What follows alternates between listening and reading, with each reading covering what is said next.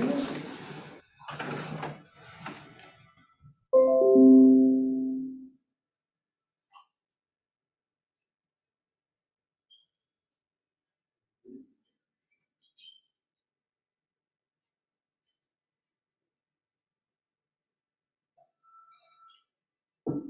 Yeah.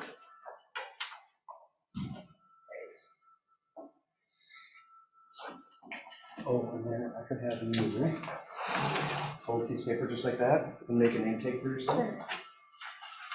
Right. That helps me talk to people and ask questions more directly. I still know who you are, though. Okay. Okay. Yeah, you too. Okay, bye. How we doing, Jessica? You're doing good. Irene is taking care of the Zoom aspect. Oh, good. Because every time I try, I fail.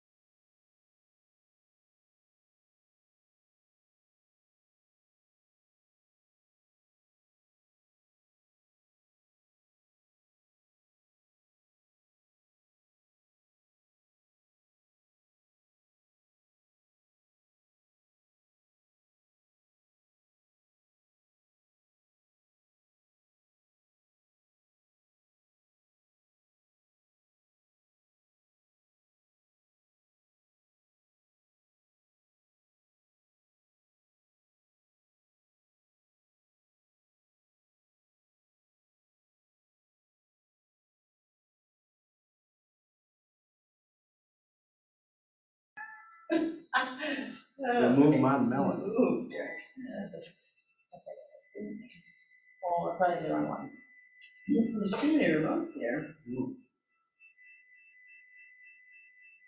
Oh, see. Look at that. There's breakfast. Yep. Oh, that's funny. Okay, how much do you want of it over there? I think that's pretty good right there. Okay. All right. I know there's a couple more people who are coming in En route? person. Yeah. Okay, should we just wait for a little bit? Yeah. Okay, people on Zoom, hello. And once we, hi Christine, how are you? So we're just gonna wait a couple minutes and then we'll get started. So you guys can grab your breakfast and your coffee. Yeah, good morning. This is great. So maybe 5 minutes, you think? Yeah. 5 minutes? We'll do 5 minutes. Yep, and then we'll begin. Okay, I'm having a bagel. Yeah. I'll grab some cream cheese.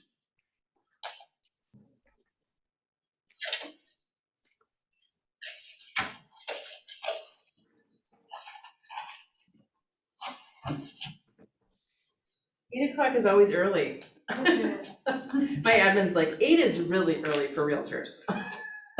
Yeah, I haven't been up this early and I don't Especially even know. in the restaurant business, for sure, this is way too early. Yeah, because we don't open till 11, have to be there at 10:30. Right. Wake up at 9:30. after this, I go straight to work and I work till 10 o'clock tonight. Oh my gosh. Well, kudos to you for coming in.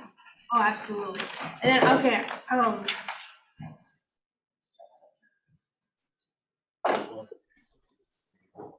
When I have something for you too.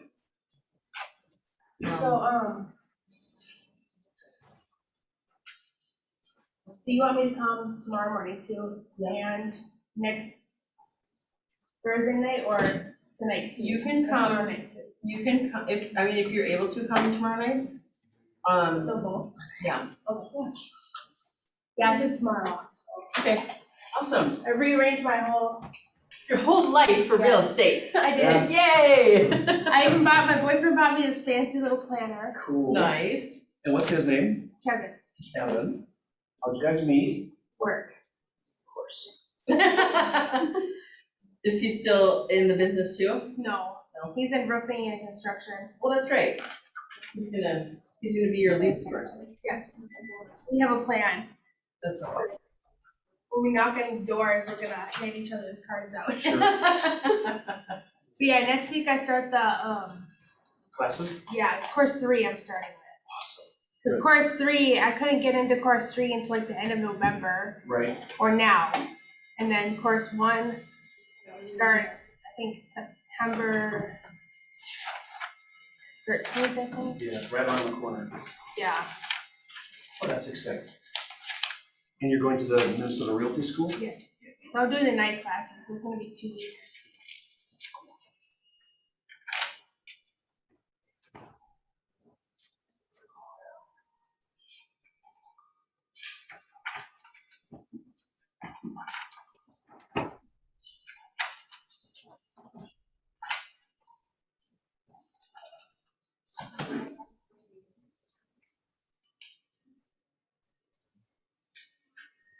Did you bring a bunch of questions? No, Good. I've just been kind of waiting until I Yep. started from learning. But I am like very, like That's I was all telling my boyfriend, I'm like preschool level. Yep, yep. And it is a process and there's always stuff to learn and that's what I like about it. So every Thursday, do you guys want me coming to the 5:30? The 5:30? The sooner you plug into all the different programs out there and trainings, the easier. So, yeah. Because these are different every week. Yep, every week. I'll come to And it. this Ignite, it's right underneath you. The Ignite-Lite is more of a kind of a booster, just to get people excited. You want to grab some tape, and just to get their businesses rolling. Okay. It's kind of like a shot of adrenaline. Just what?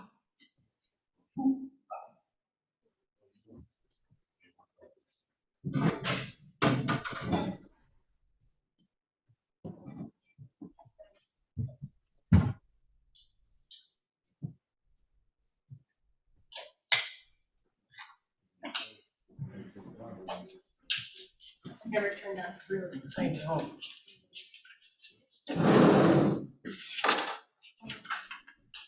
There's a toaster too, if you want. Okay. Toaster there.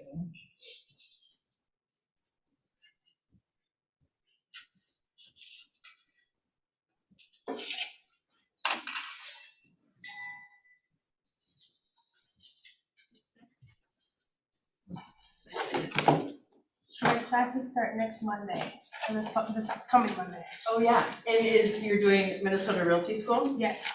Awesome. So this week, or next week, I'm doing the course 3, Yep. and then in the middle of September is 1 and 2. Nice.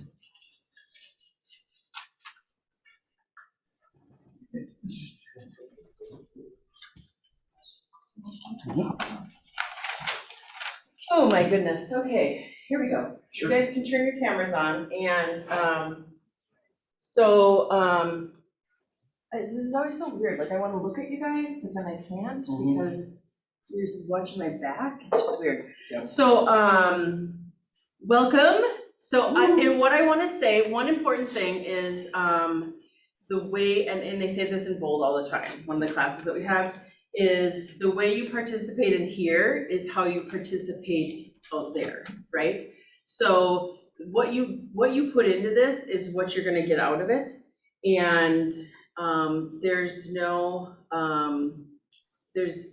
nothing wrong with participating. No, That's We my encourage point, it. right. Yep. So, and what we're seeing is that usually we have a ton of people in the room. It's August, people are on vacations, and, we're probably gonna move to teaching this more like once a quarter, I'm thinking.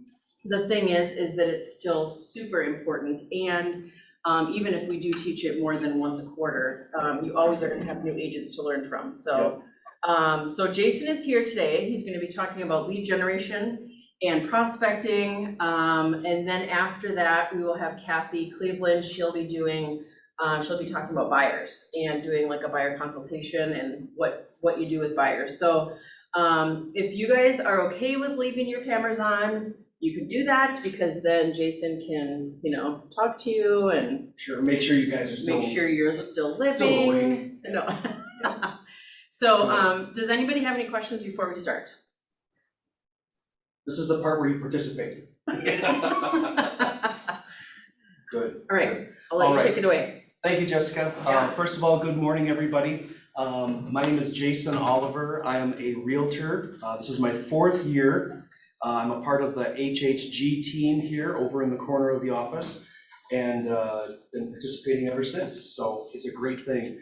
I'm on track to do about 50 units this year, and very excited to help people buy and sell properties, which is what I love to do. So we're going to be talking about lead gen today, which is the single most important thing, because we all need leads. If we don't have leads, we don't have business. And so it all goes back to the leverage part of things. And for some of you, this may be new. From others, it might be completely rehashing, but it's a triangle, right? You've got leads, leverage, and listings. So right now, we're in a seller's market. So if you have listings, you're pretty much guaranteed a paycheck if it's clean and priced right for the market for homes. So we're talking about leads, which is the base of this triangle. And then you have listings, and then you have leverage. So let's talk about the leads. So it's all about getting your name out there and having communication with people every day, as much as you can.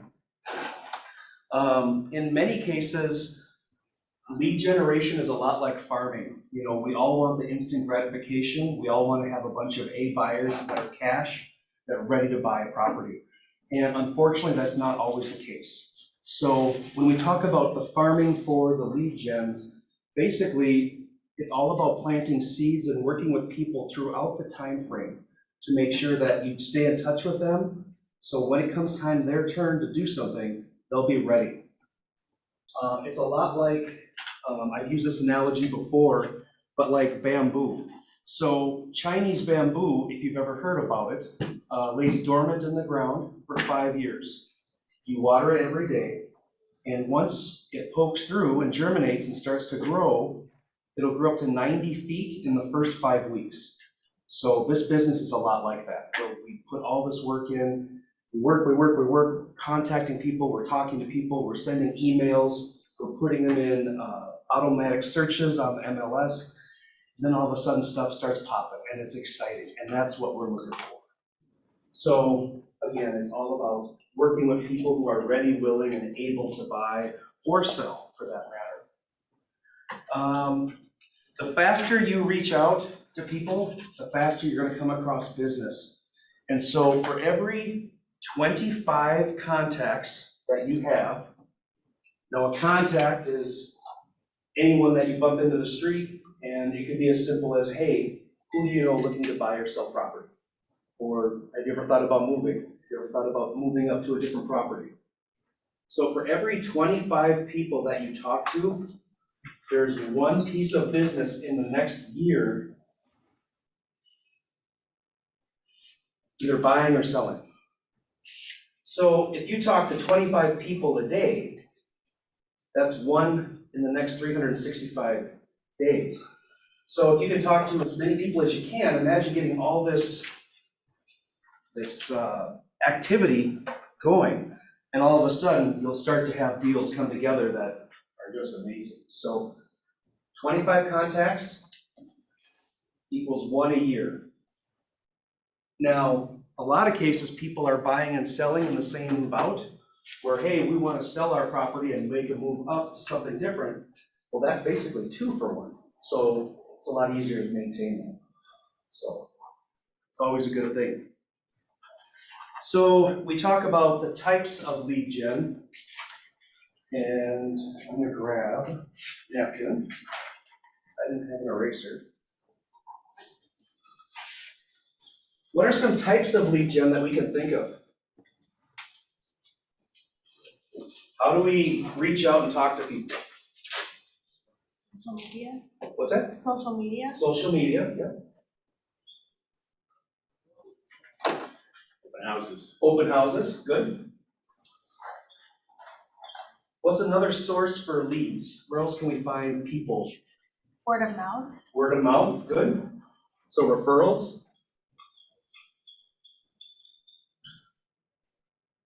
Anything else that kind of pops into your head, Tom?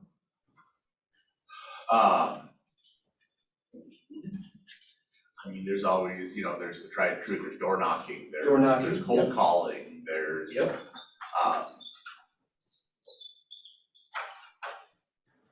Yep, cold calling, good. So we're going to talk about some of these today. So the top 4 would be door knocking, open houses, social media, or I would call it sphere. So that's basically everybody in your smartphone. When you go to contacts, there's a bunch of people there. You're supposed to know them and say hi. You can do that, so that's a good thing. And then cold calling, I call this the phone book. For some of you who may not know, they used to print books with a ton of people's names and phone numbers. And when I was starting out, I would try to start going through and pick a page randomly and just call people blindly. Hey, this is Jason, I'm a realtor in the area. Tell me, who do you know looking to buy, sell, or invest in real estate? You get a lot of no's, a lot of negativity, but you get through it. And remember, for every 25 people you contact, there's one piece of business. So you just got to get through the mustard, or I call it cutting through the mustard, or work through it, but it will come together. So as a new agent or someone who's newer in the business, you don't need to buy leads. You don't need to go to Zillow. You don't need to, do a bunch of advertising. Do the stuff that's free, because we all work very hard to keep our money. And the easiest leads to work with are your sphere. People in your smartphone, because they're friends or family. So it's always good just to let people know, hey, I'm going to be a realtor coming up here. I'm going to start in school. Tell me, who do you know that's looking to buy or sell, invest in real estate? And they're a lot easier to work with. Now, for open houses, there are always new listings coming available here in the Market Center. So what you can do is contact Jessica, or she can give you some referrals to get open houses under your name. And basically, you would work with them, you would host the open house, and any lead right now that comes to the open house, you have authority to run with it, grab their name, their phone number, their email address, and start working with them as clients, because that's what we do. We work with people looking to buy and sell properties. Door knocking is also pretty amazing because it's free. And Jessica and I go door knocking every Friday from about 10 to about 11:30, give or take. But we'll go to different neighborhoods, we'll knock on doors, just to get people's information, get our name out there and our faces. Door knocking, if you spend 1 hour you could knock about 25 houses. Well, I'm running out of space here. So like some neighborhoods, the houses are close together. 25 houses. So you can maybe get higher than that, but a lot of times you won't get a hold of everybody, but at least you're trying to get a hold of, knock on the doors. There's no perfect time to knock, because in this economy and this time frame right now, you'll be in some neighborhoods and you'll get a glut of no answers at the door. And sometimes you'll knock and you'll get a hold of a bunch of people. It's just luck of the draw.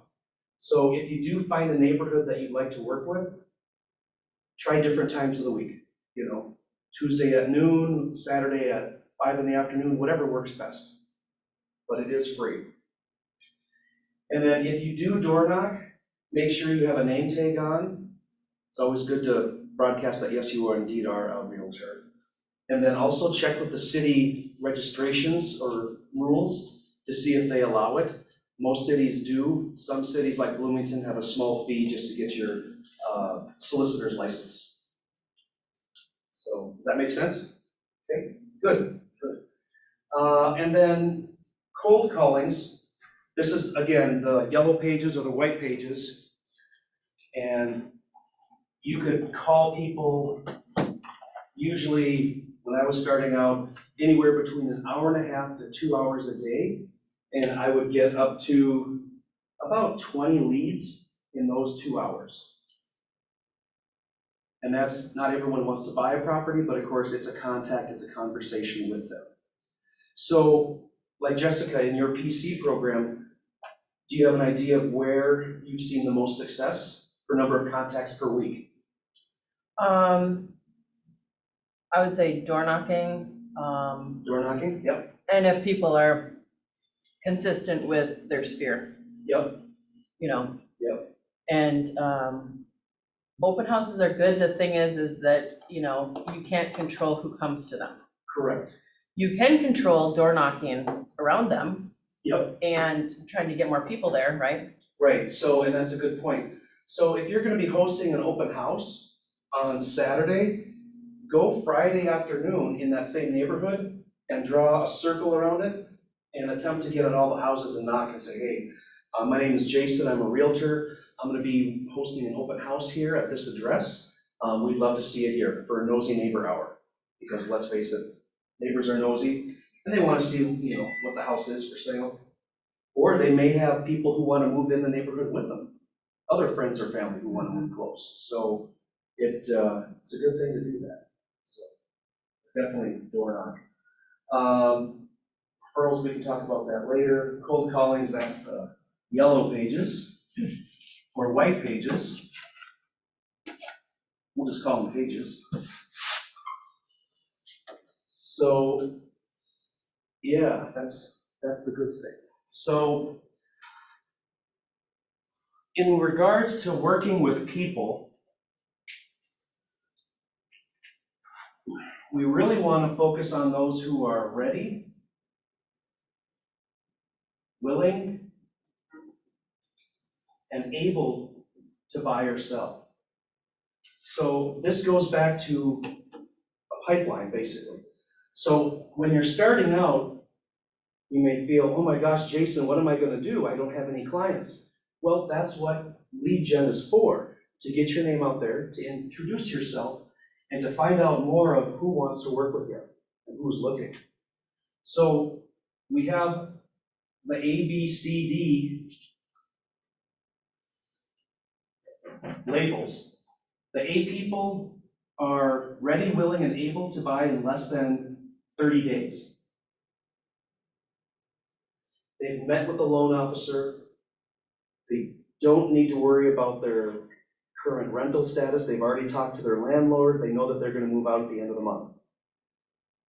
And they have their pre-approval. They're just looking for the right house. So those are the A buyers or A sellers. The B people are 30 to 60 days. The C people are 60 to 90. And then the D people are, of course, anything 90 or above.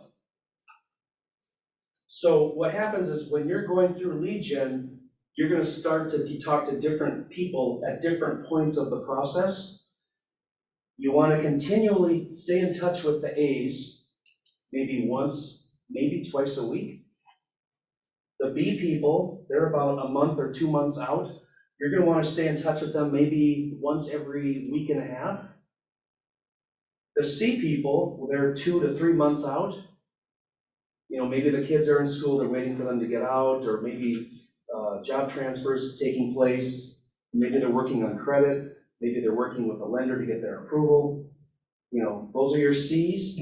And then Ds, those are kind of long-term. Now, it doesn't make sense to show a bunch of houses to Ds when they're not ready, willing, and able yet. One of my first lessons I learned was a hard one, is I showed a property to 47 different properties to a guy, and I found out that he wasn't pre-approved, wasn't ready, he was showing different houses. Yeah, Oh my gosh, yeah. that is such a common thing that agents do, because you're so excited, right? You're like, oh, I'm gonna do this, and sometimes you feel like, well, I don't wanna ask them if they're pre-approved, like, I don't wanna like intrude, and then Right. I learned very fast, it doesn't matter. Right. Like, I can't show you anything unless, I'll show you one, right? Yep. If I don't have you signed and I don't have information, and, because we wanna know if we are a good fit. Right. Because I'll say, you know, I may not be right for you and you may not be right for me. And they're like, what? I thought you just took everybody. I'm like, I don't, No. right? Like, and I tell agents all the time, it's okay to fire people too. Yeah, and we say fire in a loving way. It's okay to let them go, Yep. right? Because we have a team of other people here. And so if you do bump into a client, that's a good segue, thank you. Is that if you do have a client that you represent and things just aren't quite meshing, put them in touch with someone else. Mhm. And then you could still get a referral and make some Right. money once they sell. Right. Or purchase, so. Right. But yeah, very good things to bring up. And so, kind of got off on a tangent here with the ABCD, but this is your pipeline. So remember, A's, it's less than 30 days. They're pre-approved, they're ready to go, they know exactly what they want, it's just a matter of finding it. Work with those folks first, that's what you want to focus on. B, 30 to 60 days out, they're maybe pre-approved, but just not quite ready.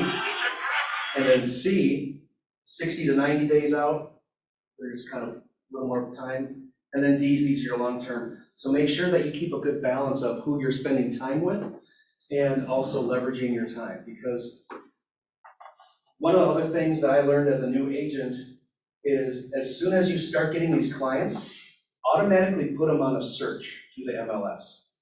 So, you know, oh, Jessica, you're looking for a 3-bed, 2-bath, 2-car garage in Richfield for $325, is that correct? Mhm. So would you mind if I set you up on an automatic search? So whenever a property comes available, you'll be instantly notified. Oh, yeah, that'd So be it saves great. you time and money. Yeah. Right. So I would set her up, and whenever a property in Richfield that came available, she would be automatically emailed. In many cases, your clients think that you're slaving away on the computer and sending them emails all the time. Couldn't be further from the truth. You just set the automatic search, the computer does your work, and that's part of leverage, where set it and forget it for those searches while you continue to find more leads. So yeah, that's that. So when let's talk about door knocking. As a newer agent, if you're ever driving around in a neighborhood and you see a for sale sign in the yard that's new, you can go ahead and set up a preview as an agent through showing time. There's two things this is why they're important. One, you get used to walking through a house without someone there because you don't want to practice with a client. You want to practice with yourself. So you want to walk through the house, kind of go through your head on how you would host the tour yourself. And then, when you sit down to make some calls, hey, you know, Joe Homebuyer, I just saw a house this morning on my way to work. It's right off of Main Street and 3rd. I think it would be a good fit. It gives you credibility that you've already been in a couple houses that was new to the market that morning. And it's free. So it gives you experience on multiple levels. So definitely do that. Also, if you're door knocking and you find a house that just put a for sale sign up, 50% of the time, within 1 week, there'll be another for sale sign that goes up in the neighborhood. If you've ever seen it, you'll have a for sale sign goes up in the front yard, and just a handful of days later, another one goes up. And most often than not, they're not the same person, and they're not the same company. So what that's telling me is, someone sees that, they're like, oh, there's a great opportunity to take advantage of their advertising and people walking through the neighborhood. So it would be a great time to sell. Honey, let's put the home on the market, or it's time to move. So when you're door knocking and you see a for sale sign in someone's front yard, you could say, hey, I'm a realtor here working in the area. Did you know that one of your neighbors just put their home on the market? Have you ever thought about buying or selling or investing in real estate? So it gives you credibility. You don't have to tell them it's not your listing, but you noticed, and you can basically piggyback all the showings and advertising off that other house as well. So very important, very, very important. So we talked about open houses. Do as many as you can. They're free. And remember, anyone who visits those, you're also going to door knock that area around it too, a day or two in advance. So you'll be getting people there for sure. And then for referrals, or Sphere, I should say, Sphere is important because it's everybody in our smartphone, in our cell phone. So, you know, if you open up yours, you probably have close to anywhere from 50 to 50 plus people already in there. You could literally call a bunch of people, say, hey, I don't know if you know, but I'm just entering into classes right now and be a realtor. Just want to let you know that when I get my license, I'll be ready to help you or anyone else you know. So you can start priming the pump if you're starting out in real estate. And that's a good thing. For Sphere, if they're also in your smartphone,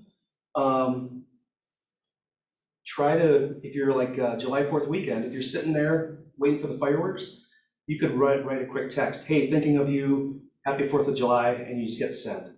So you're sending a text to the people, even on July 4th, that are in your contact list, and it's free, takes 5 seconds to do, and you could run through 10 or 15 right then and there.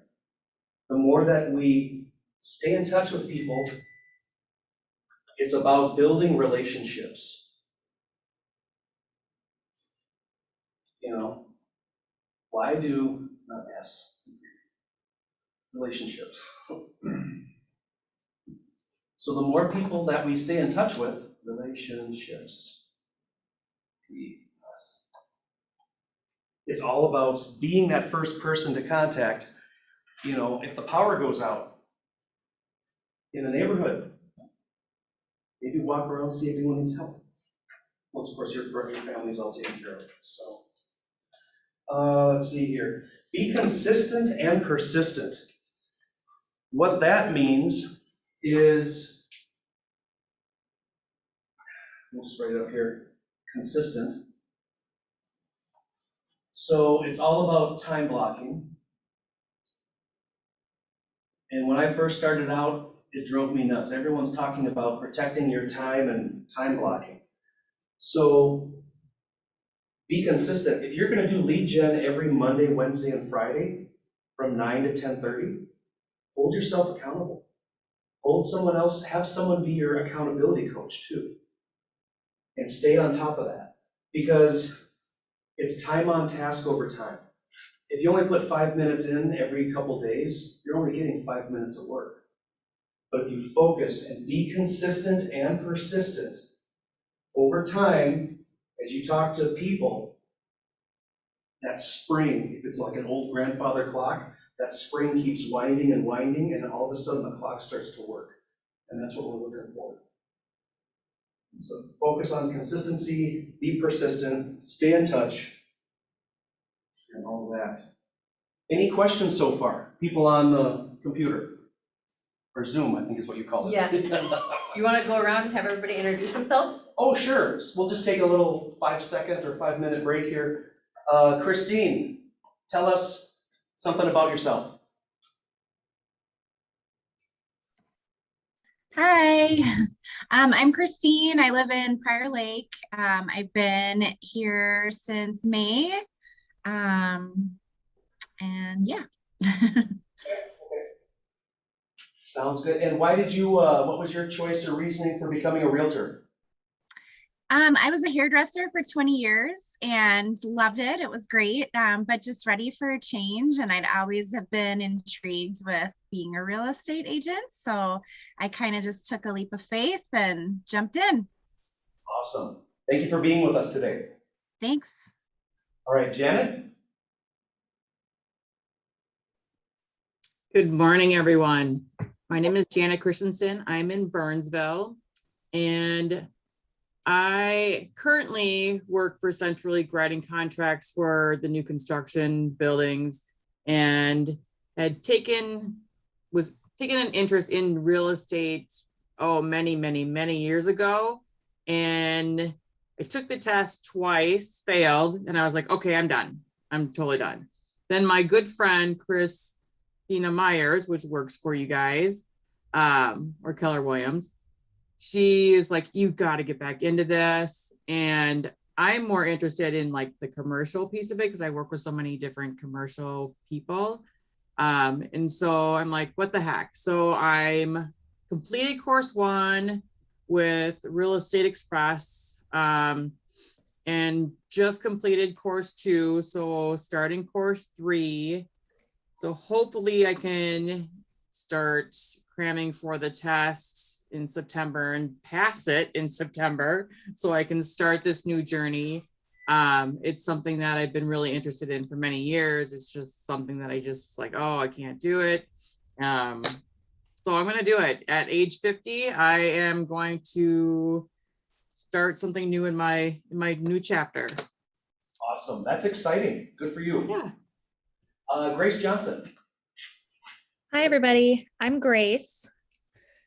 I finally got my license. It was approved last Friday. Yeah. Super excited about that.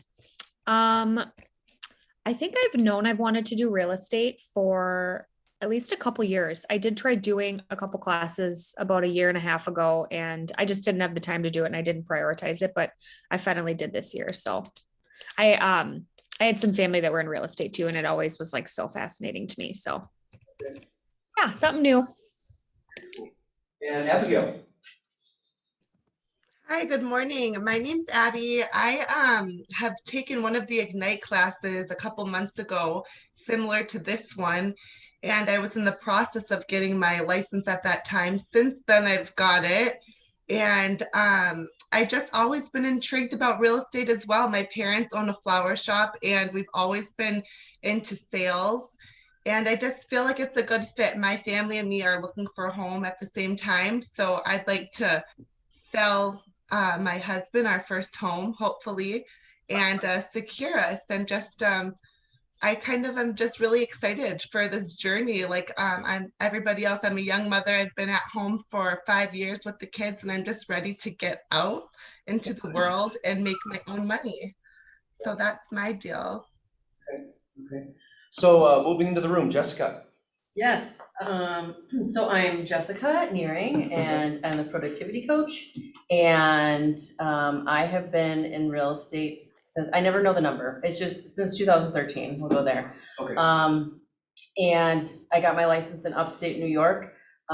We lived there for 9 years. We moved back, because I'm from Burnsville. We moved back in 2016.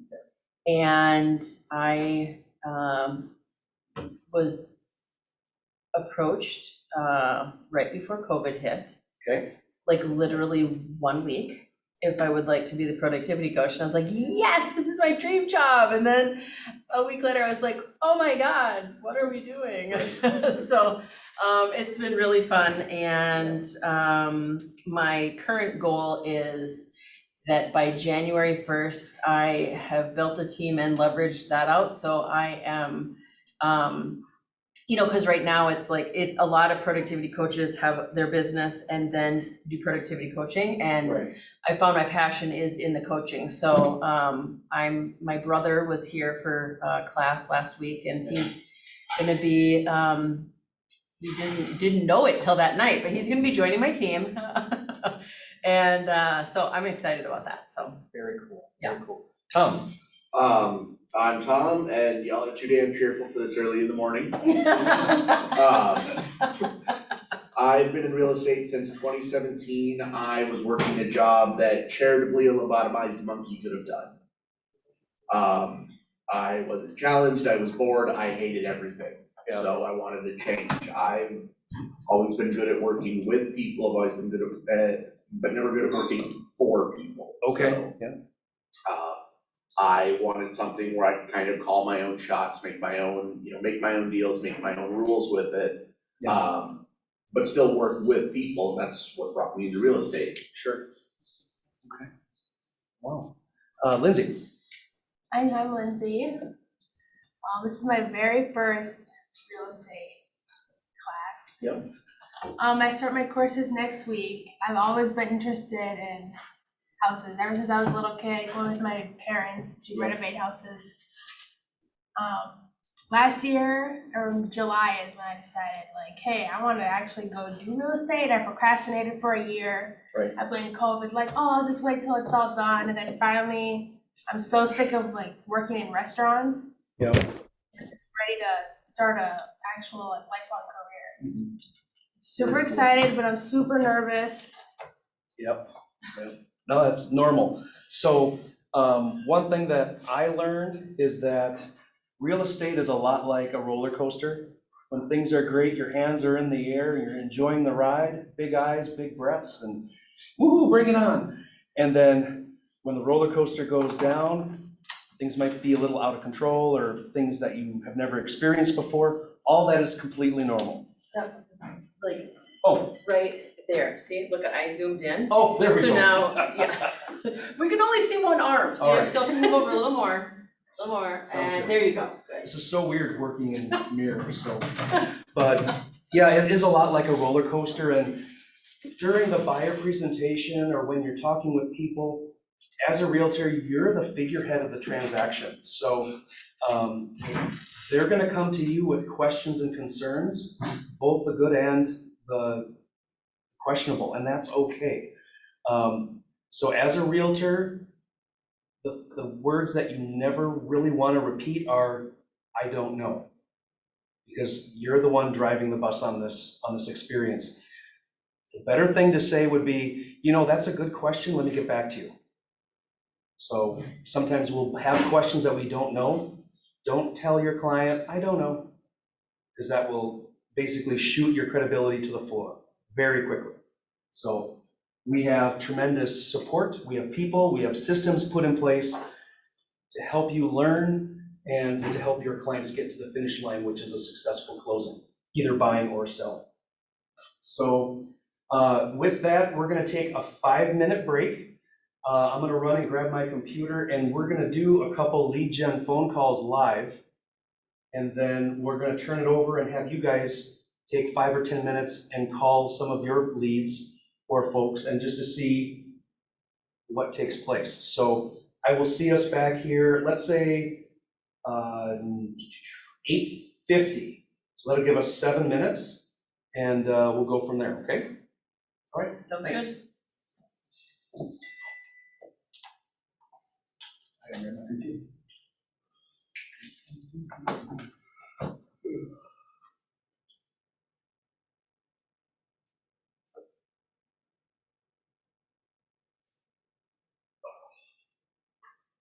I know, my alarm went off this morning, and I'm like, what? Oh, I slept through my first alarm. Are you kidding me? I'm glad I had a backup one, otherwise I probably would still be asleep. Right? I'm not a morning person No. at all. Me neither. My friend's like, how about we work out tomorrow? This was yesterday. How about we work out at 6:30? Because I feel like I get so much more done when I start earlier. And I was like, Are we not friends anymore? Is that what you're telling me? I'm like, Oh, gosh, I guess, I'm like, actually have to be somewhere, I have to be at the office at 7:45, because we usually do 7. Yeah. There's no way I was just gonna like, just cancel, right? I wasn't even gonna go, and I was like, oh yeah, I guess.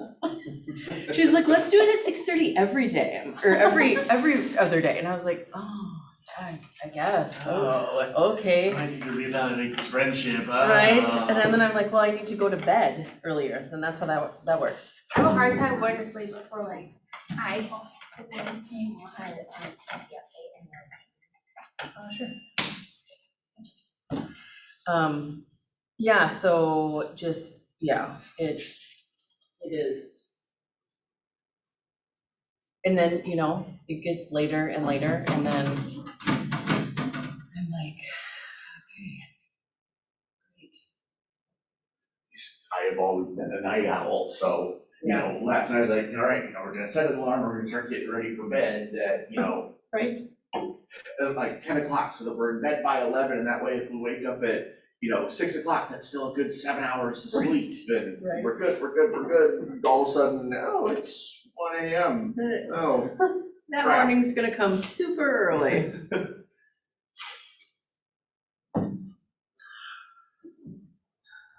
Slept through the first alarm, got up on the second one, and then just kind of zombied out for the rest of the morning, and all of a sudden it's like, oh, it's crap, it's 7:30. I gotta be there in a half hour.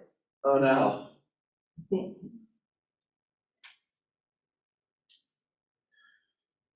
So here's something funny. Yeah, So one of the things that the other agent countered on our offer Yeah. was like, oh, well, we want to drop the inspection period from 10 days to 7.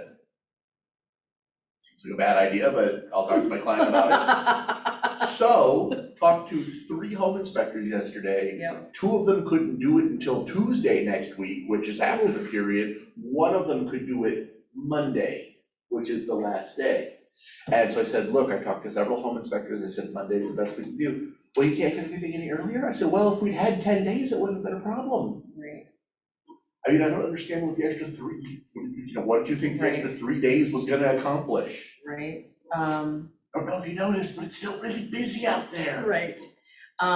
Did you get it scheduled? Yeah. Okay. Yep. So I was gonna say the, branch, the one that's a preferred vendor here, they have, they usually have like 3 guys. And then Everest is another one I use, and they have, I think, 7. Okay, And so, those are really good ones, and you can schedule it online, and what they do is they, you just put in, are you the agent? Yes, and then you put in their contact info and they get a hold of people, and the nice thing with Everest is they go far, like, yeah, and not charge extra, okay. because that was. Yeah, my guy, his name is literally Guy.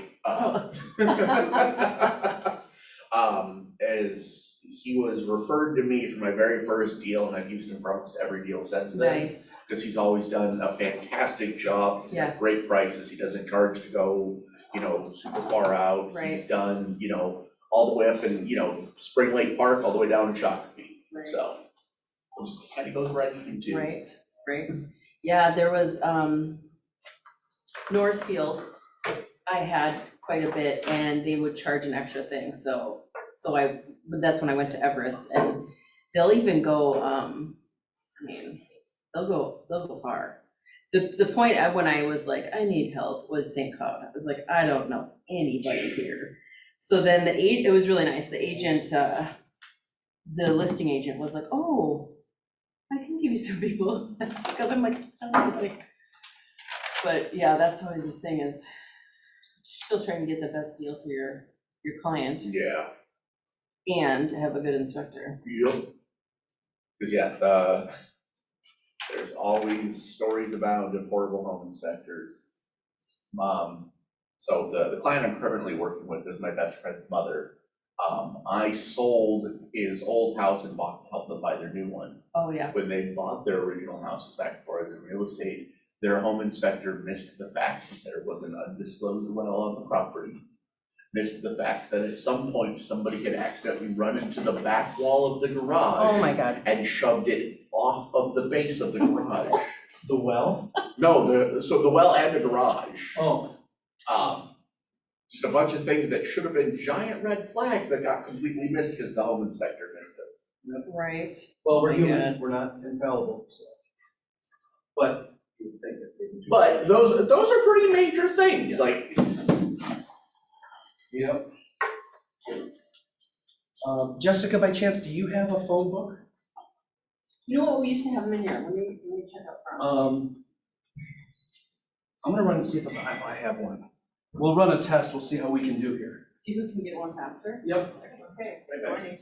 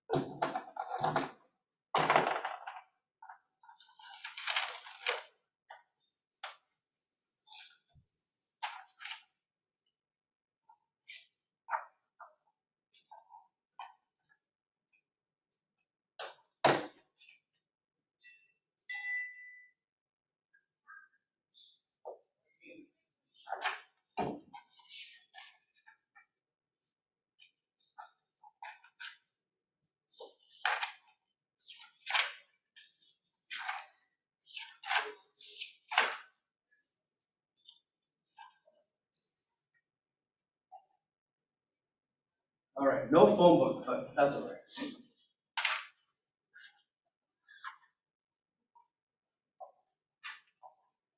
All right, 8:50, time to start again.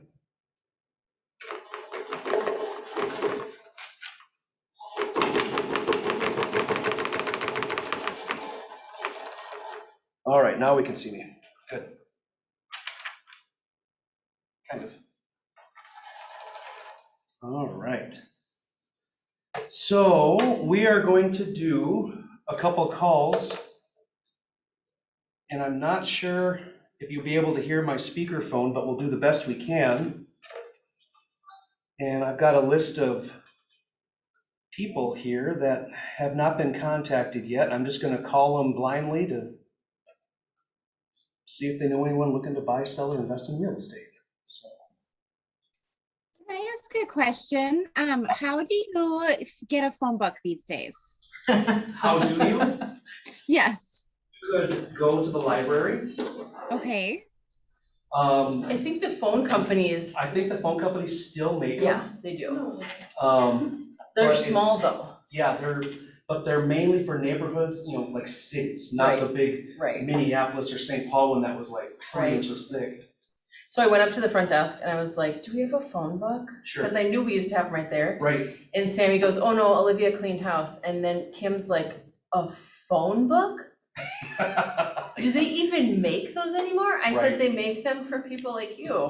Right. She goes, what do you actually need a phone book for? I'm like, well, you open it and you call people. Yep.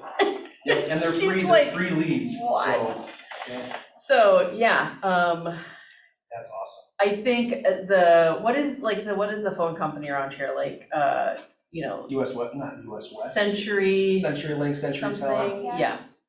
Comcast. I think Comcast. they would have them. And they have ones that are, there's two different purposes, right? So white pages, obviously, you know what that is. For people. But then also the yellow pages is you go in and you can build strategic partnerships with those businesses that are in your area. Yep. Right? So Christine, if you went to the Chamber of Commerce in Prior Lake, even if you got their chamber membership guide or whatever, right? Like we have the Burnsville one and it lists all the businesses in Burnsville. And that's another good one to do that strategic partnership, right? So you call them and you just explain, or you walk in, like, how could I help you in your business? And then they'll be like, why do you want to help me? And you're like, well, because I feel like that's a good thing to do. And guess what? I'm a real estate agent, so I can bring you, like, if it's an inspector, or if it's a roofer, or a, gutter person, whatever. And as your business grows, your sphere gets bigger, and if you go down that road of working with other businesses, if you support them and send them business, guess what? They will have a better chance of reciprocating and sending things to you as well. So it's only gonna be beneficial. They'll be your raving fans. I mean, that's Right. what you want to create is Exactly. like, that's what Chick-fil-A, that's their tagline, but I think I had it first. So, Of course. anyway, but creating raving fans where people are like, oh my gosh, you have to use Tom, he's amazing, right? Right. So, I am. right? Well- See, and he knows it. And a step further is, once you start some of these business relationships, when your business grows where you want to start holding events to have other people visit, you could have them as, maybe put in some advertising dollars to help offset your cost of your venues. Right, Or, there's, right. it's a whole nother section of Right. building your business, but let's make some calls here. So I'm gonna call Nick, and we're gonna see what is going on.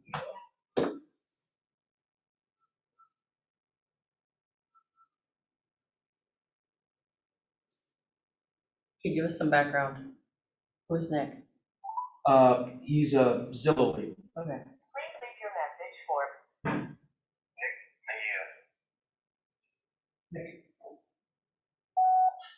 Hey, good morning, Nick. This is Jason. I'm a realtor here in the Elko New Market area. If you could call me back at 612-916-1171. Thanks, Nick. Bye-bye. So, first call goes to voicemail. That's pretty common. There's two ways you can do it. One is leave a voicemail and hope they call back. The other one is to leave a voicemail and don't tell them that you're a realtor. I could have said, hey, Nick, this is Jason. Give me a quick call back. Thank you. So the chances of him calling back may be increased or decreased. I'm not sure. But you just want to play with that and experiment. The third thing that you could do is not leave a voicemail at all. So they'll see the call that came in and then they may call back. So this is not to really push yourself as a realtor. It's to build relationships and it's to get your name and number out there. So we're going to play around with this a little bit today and we'll see how this works.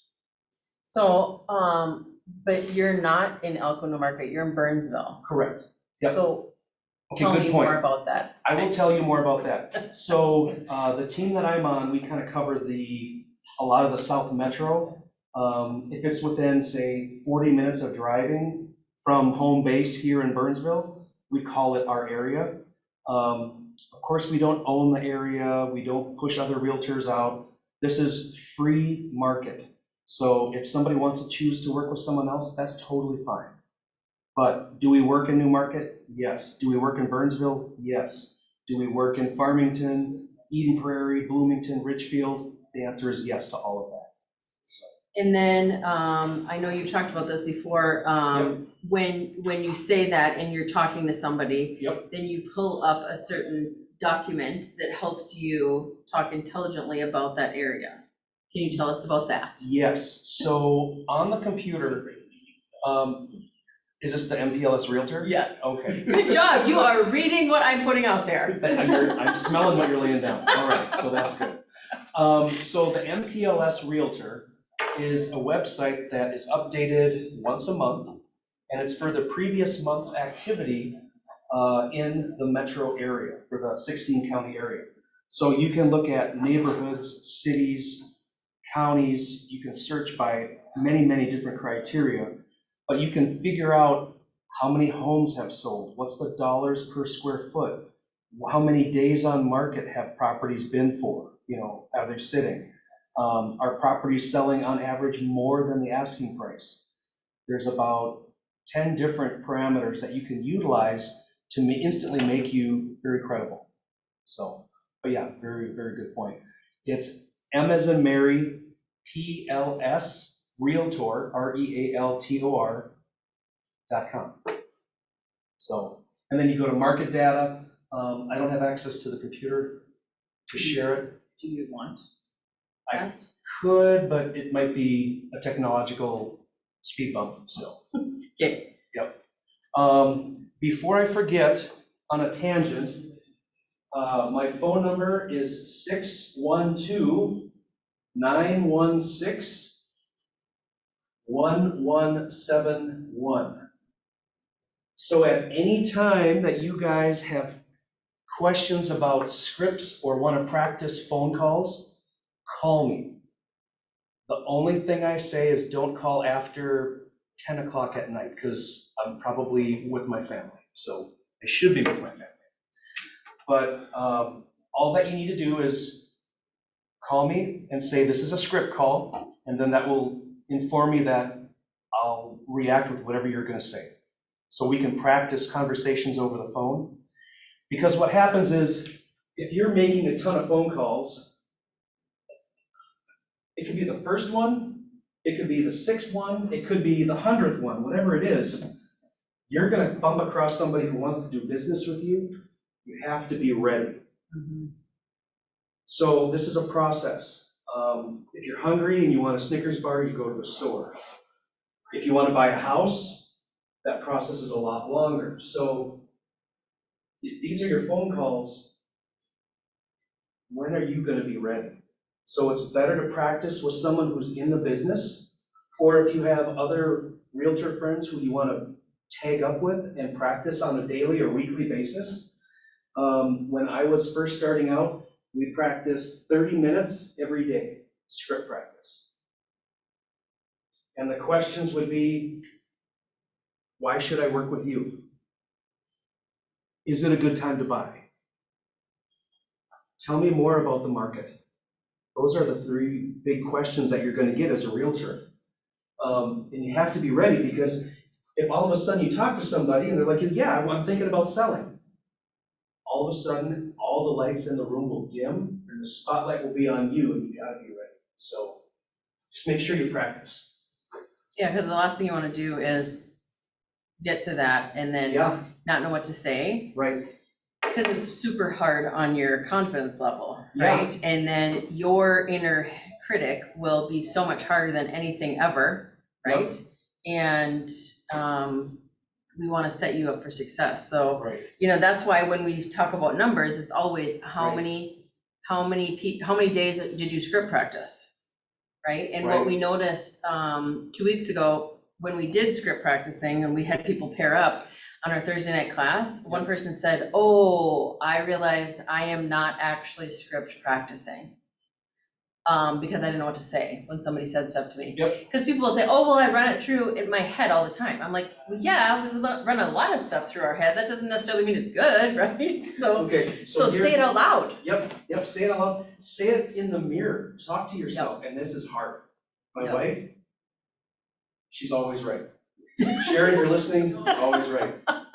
But she goes, you need to be more confident. You need to, if you're gonna say it, right? And know it, and be it, and do it. But getting back to your conversations in your head, if this is our daily circle or bucket or whatever you want to call it of conversations, I'll draw a little graph. Nope, that's not Nick. I was gonna say, is Nick calling back? So this little pie shape,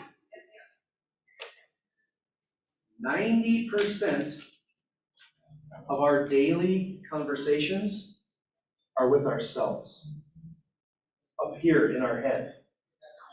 10% are actually with other living, breathing human beings. Or it could be your dog or cat, whatever, but this.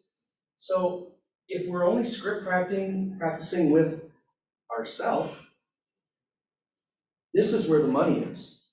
Why be out here when it's not gonna really pay? Go here, practice with others. Give me a call. I would be more than happy to spend a couple of minutes going through scripts. Or if you come across a scenario where, Jason, I was talking with a client and I screwed up. I just went blank. I've never been asked that question. Ask. It doesn't hurt to ask. So it's free, you know? That's one thing that I love about real estate is there's always people wanting to learn more about how to handle different situations. So, but yeah, stop having conversations with yourself and talk to people. So tomorrow, draw your circle, and if you can go half, you're doing a lot better. But, yeah. So, Well, anyway, and then that was funny, yesterday you called me and you're like, Jessica, yeah. this is your conscience. Right. I'm like, what? Yep. So anyway, so yes, give me a call anytime, text or whatever. Again, I'd love to help. I'm here to help you guys be successful. So what next? Why don't you do, like another, Another phone call? yep, and Sure. see if we can get a human. Oh my gosh. Pressure's on. I know. But let's see here. Bear with me here. I'm grabbing a mouse that doesn't go to this computer. All right. So if you guys can think of somebody that you would call, and if you're not licensed, obviously, you're not gonna tell them you're an agent, you're gonna tell them, hey, guess what? I am getting my real estate license and I'm super excited, right? So think of somebody that you could call. So I'm gonna call somebody, and whatever transpires, transpires. Then after that, we're gonna talk about a couple scripts that you can use. Yep. All right. So we're gonna call Ellen, see what she's doing.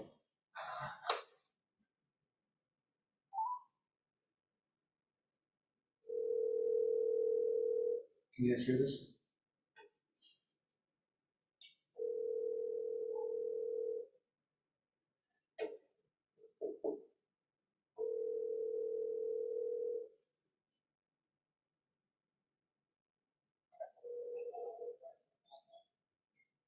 Sorry, I can't come to the phone right now. Please I like leave a Ellen. message. I'll be happy to call you back. Thanks. Bye now.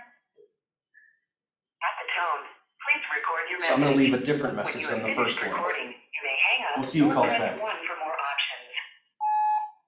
Hey, good morning, Ellen. This is Jason. Say, give me a quick call back, 612-916-1171. Thanks, Ellen. All right, so Ellen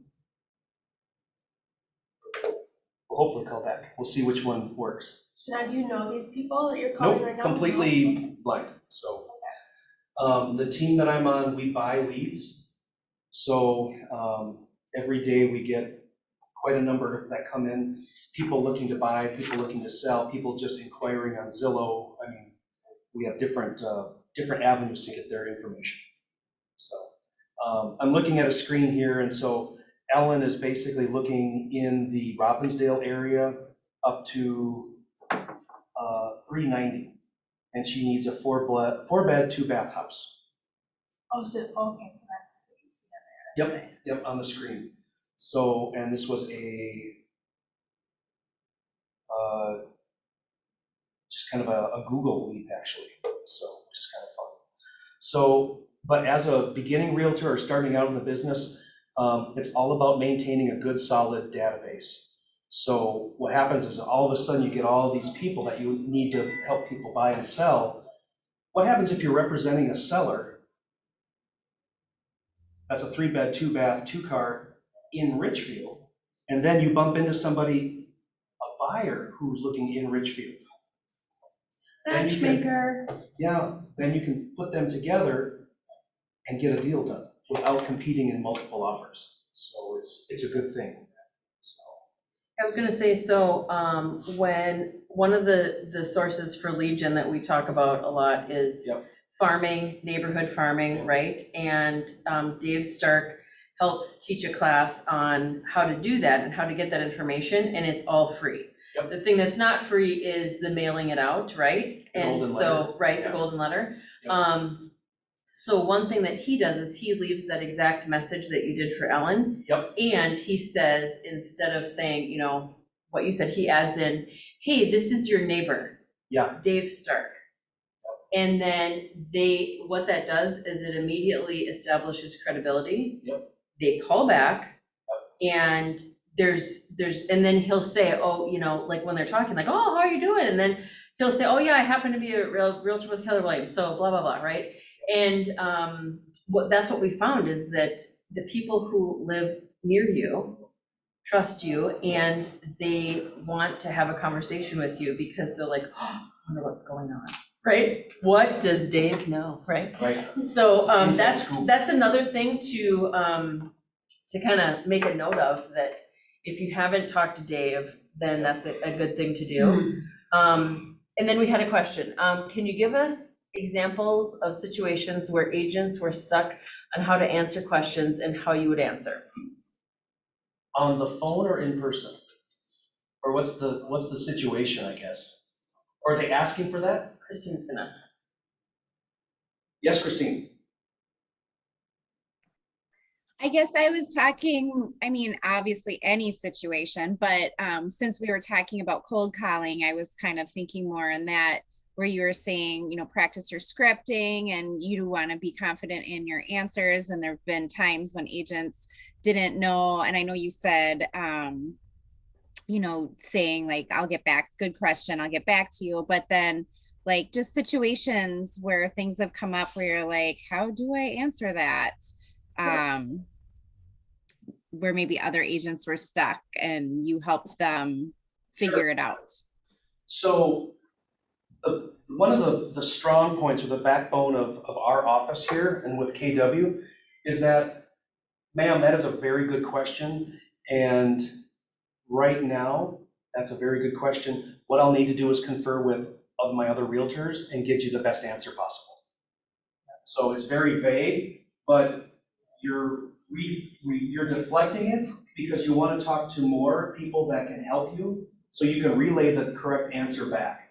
So like say someone calls and says, well, I heard that they want to put a gravel pit in at 35W and 42. You know, we know that's probably not going to happen. Probably not. You know, that's a very good question. I've heard some inklings of that. Let me confer with some of my other realtors and I can get back to you on that. You know, you could basically, and practice saying that, because if you go through it, you just want to make sure that you come across as being knowledgeable and, what's the word? Confident, so. Yeah, Which the I'm other not thing doing is. that right now. So, yeah, but. The other thing is, you know, the power in numbers. Yes. We talk about, well, you know what, I say it all the time, we have 195 agents in our office. Yep. We all work together. Like if it's talking about a seller, they're like, well, do you know anybody in your office who, yeah, there's 195 agents that I can pass this listing by, right? Yep. You can also say, I have 195 agents that I can get their opinion on it, on what the price we should list this for, or whatever the case is use that. And, you know, I say it a lot, like a team, right? Like we've got a really great team. We have a leadership team, and then we have a lot of agents, so. Right. Yeah, does that help, Christine? You're still not on camera either, FYI. Oh, sorry. So antisocial. All right. So let's see here. So what are some scripts that we can use? The first one is,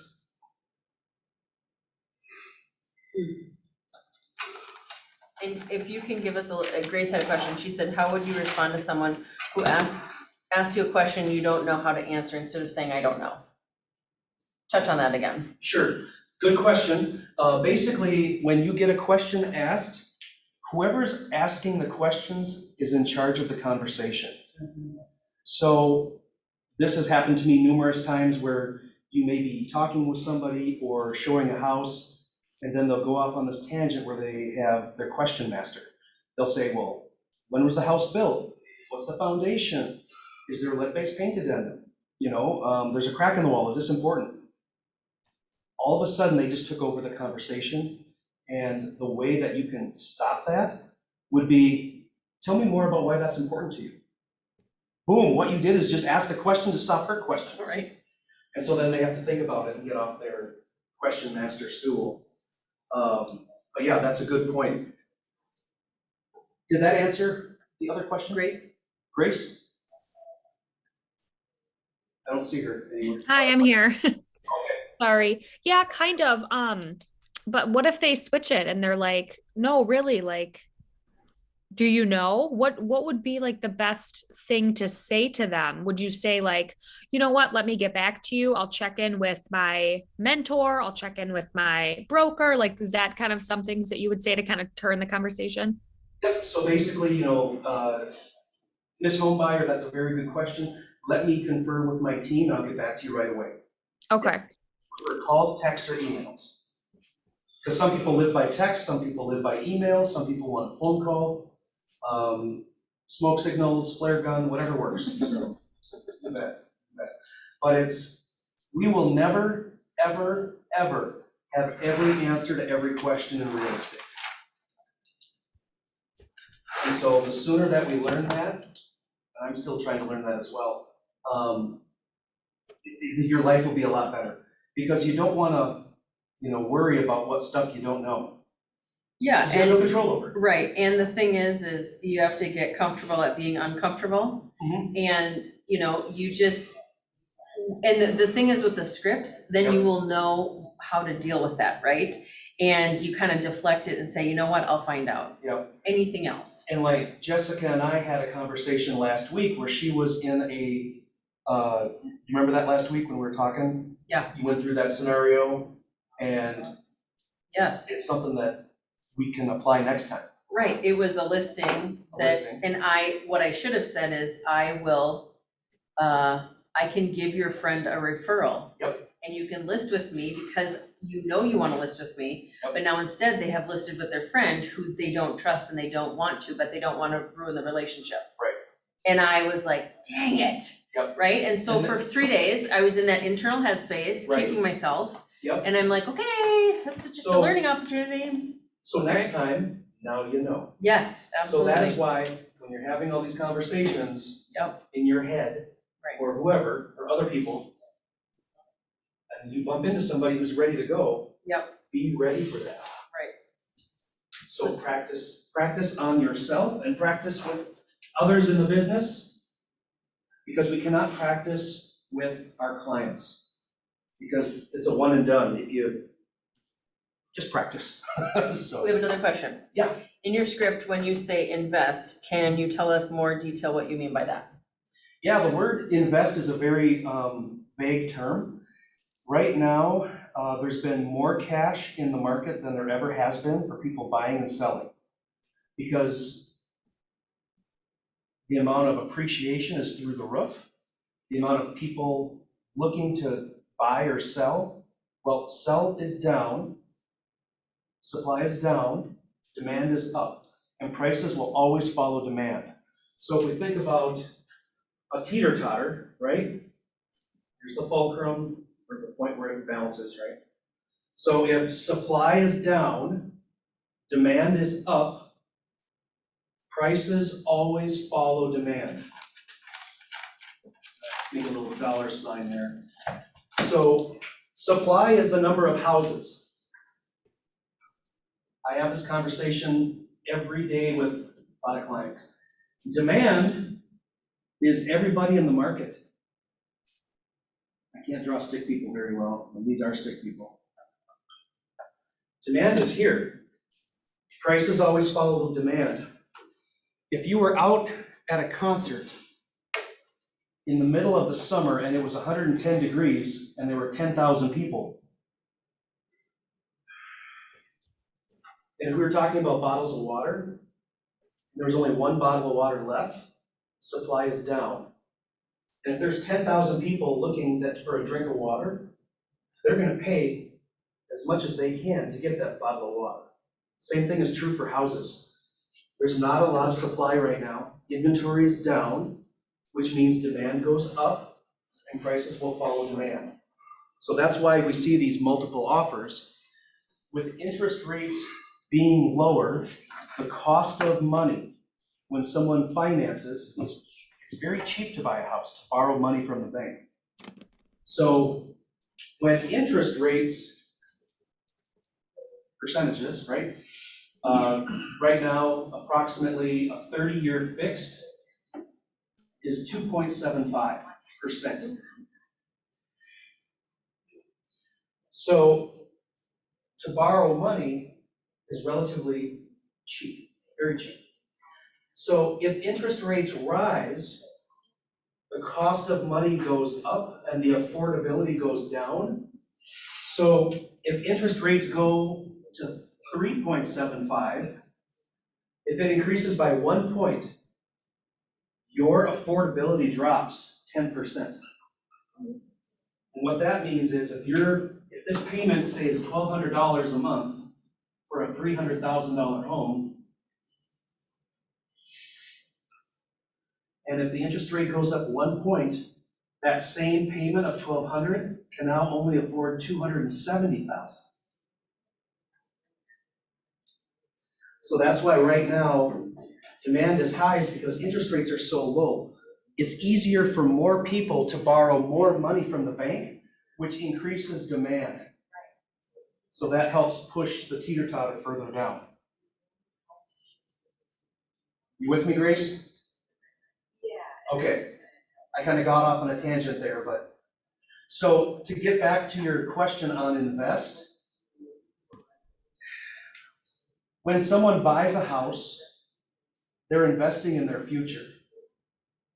If you have a renter who's paying, let's say, $1,200 or $1,500 a month, and if they do that for a year, that's $18,000 that they're paying someone else's mortgage. So that's why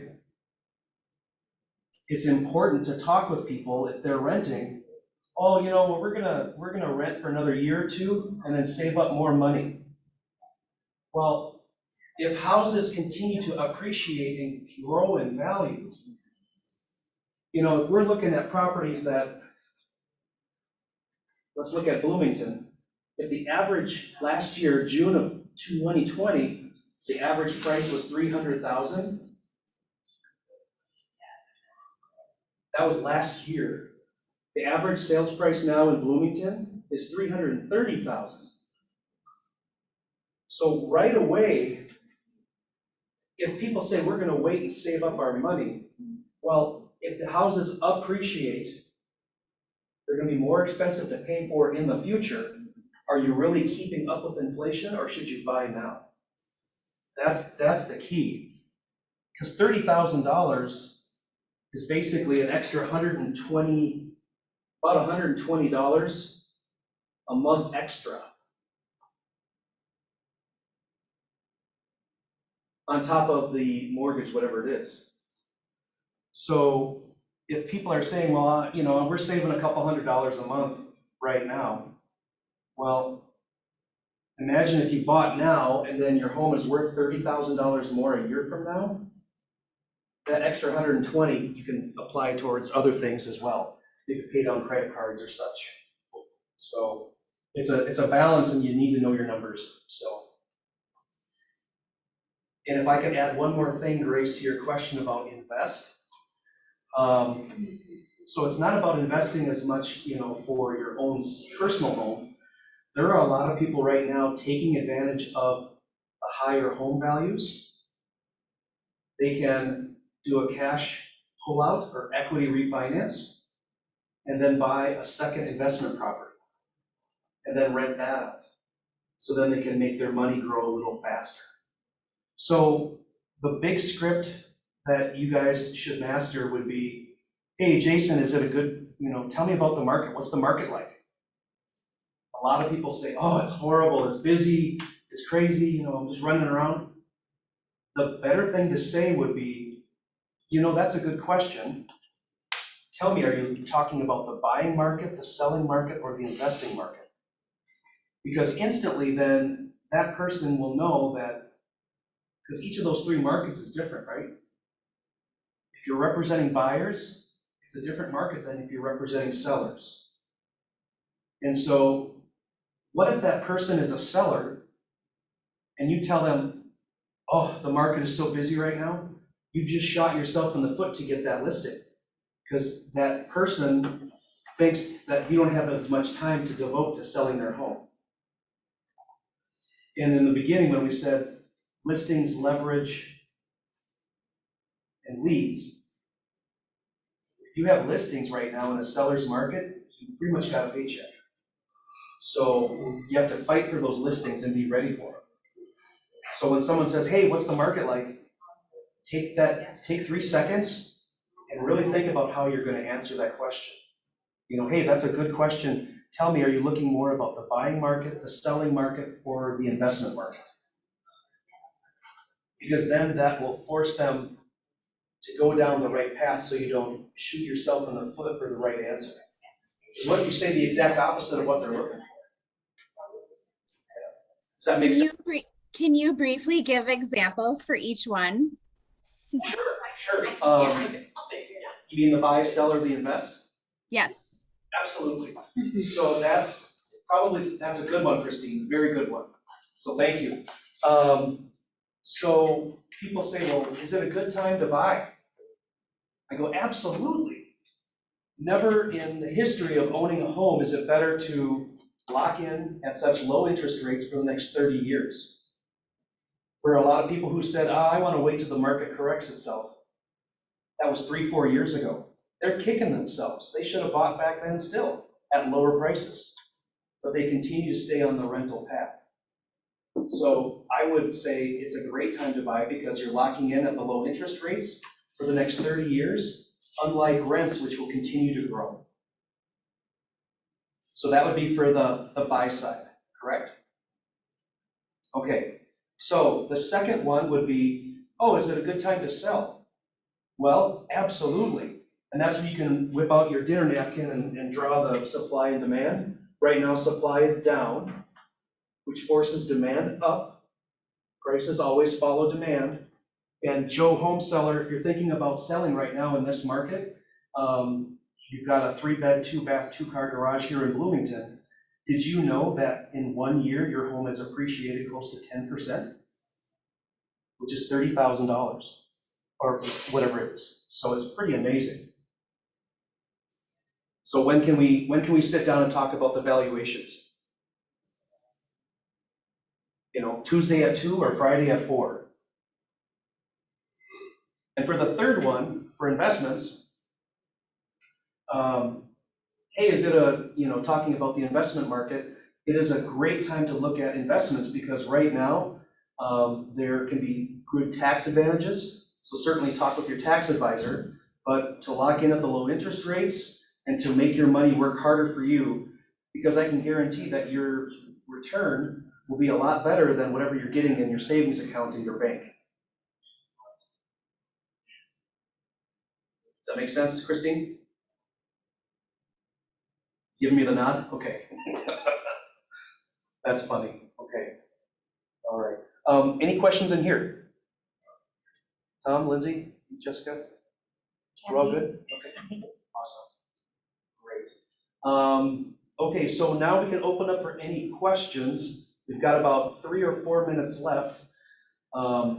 If I could have everyone just give me one aha or one thing that they learned today, that would be great. Or something that they can implement in their business. And Grace, I'm going to pick on you, so go ahead. Awesome. Yep. Can you hear me? Yep, I can hear you. Okay. I would say the one thing that I took away was definitely the script calling. I've been like copying down, I've been writing the LP Mama over and over again, like Jessica said. Okay. And just like having it in my notebook. That way I can have that on hand with like a bunch of practice questions and practice answers in case anybody asks me something and I can't, I can just like maybe quickly glance at it while I'm on the phone with them and kind of just follow that to be successful. Yep, good. And Christine?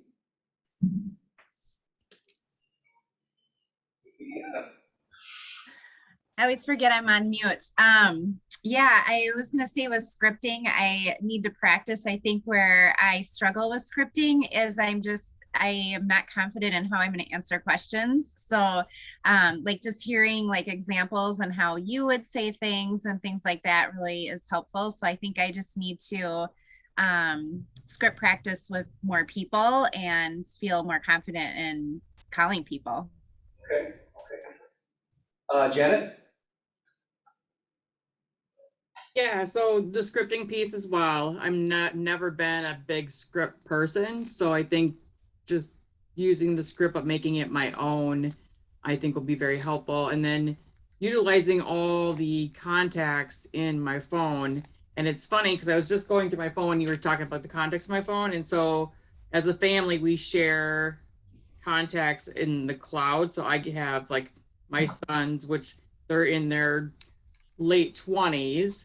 And so I'm like, oh, I have all their contacts. I'm like, oh, I have all their friends' contacts. I'm like, oh. So like you said, like sending out text saying, hey, I'm getting my license. Like I think that's something that I will definitely utilize with all the contacts that I have in my phone.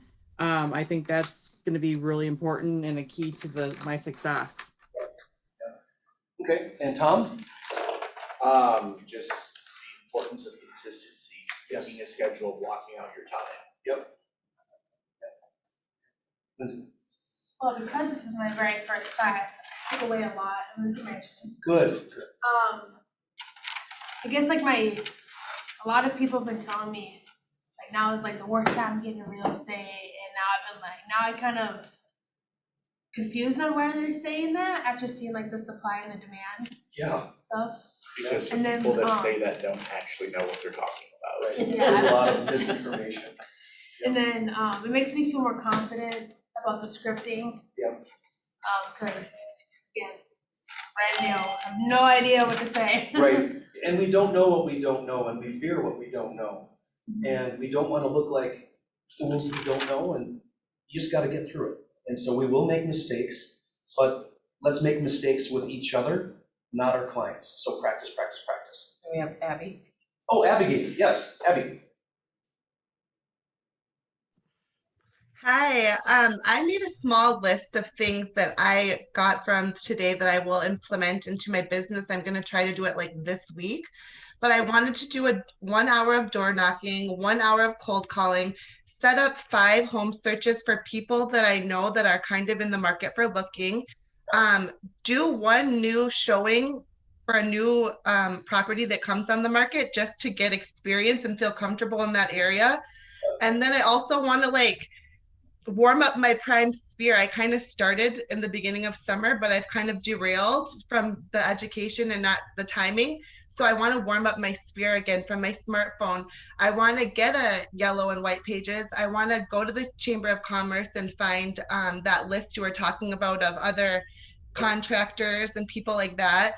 And then when it comes to the script, I want to stick to the script because I'm a talker and I can derail really easy. So I kind of like that I need to stick to the script and use the script and utilize it and not be scared of it and use the effective pieces that people that have experience and knowledge have put in there versus just rambling on and kind of ending up just not having all the effective pieces after having a long conversation. Absolutely, good answers. So you gave yourself and everybody listening a list of everything we're going to hold you accountable for. Well, I really want to get this ball rolling. It all should, yes, good. So we're going to wrap things up here. My time here is quickly waning.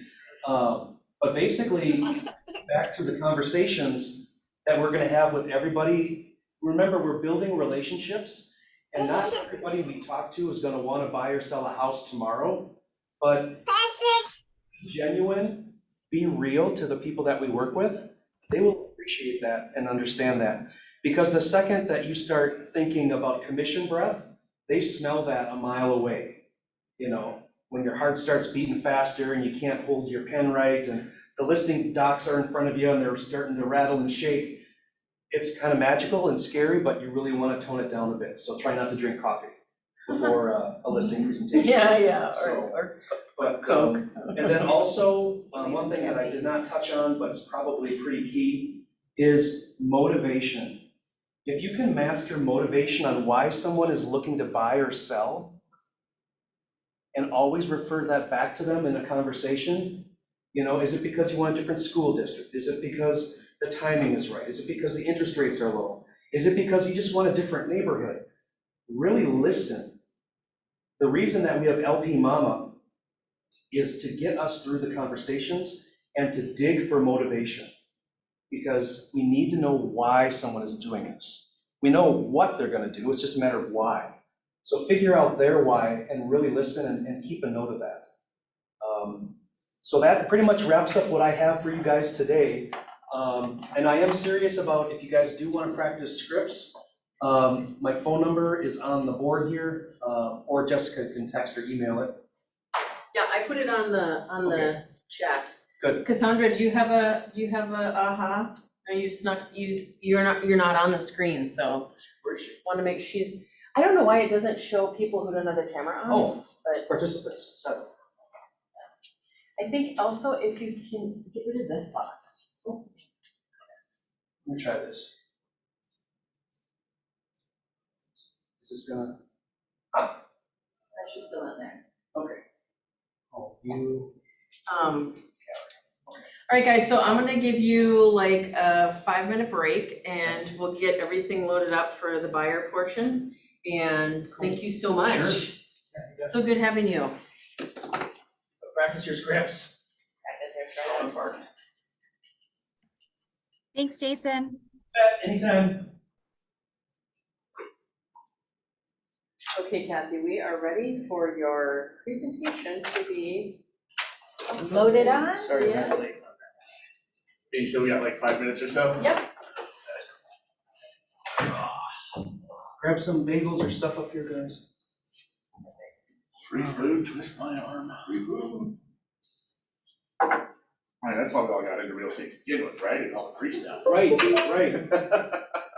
Nothing wrong with that. Okay, this one here, right? Buyer transaction. All right, so then what we do is we say, should have. Yeah, you were talking about building relationships and, not having the instant gratification of actually on someone that I'm working with now for every 3 years.